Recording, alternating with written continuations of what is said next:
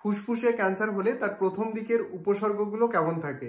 বেশিরভাগ ক্ষেত্রে ফুসফুসে ক্যান্সার হবার প্রধান ও প্রাথমিক লক্ষণ হিসাবে 2 সপ্তাহেরও বেশি সময় ধরে কাশি হতে দেখা যায় এবং এই কাশিটা যদি রাত্রেবেলায় তীব্র পরিমাণে বৃদ্ধি পায় সেই ক্ষেত্রে এটি ফুসফুসে ক্যান্সার হবার একটি অন্যতম প্রধান লক্ষণ হতে পারে।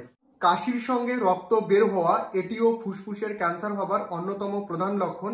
যেসব পুরুষেরা ধূমপান করেন এই লক্ষণটি তাদের মধ্যেই বেশি দেখা যায়। লালা বা থুতুর সঙ্গেও রক্ত বের হতে দেখা যায় এবং বারবার বুকে ইনফেকশন হওয়াও ক্যান্সার রোগের উপসর্গ হতে পারে। নাম্বার 3, বুকে তীব্র ব্যথা হয়।